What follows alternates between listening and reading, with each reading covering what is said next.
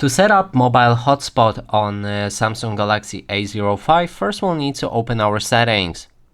Then navigate to connections. Now you'll be able to select mobile hotspot and tethering, and we want to go for the mobile hotspot on the top like this. You need to turn off the Wi-Fi to actually use it. Then to customize a settings, click on the mobile hotspot, and now we can adjust the network name.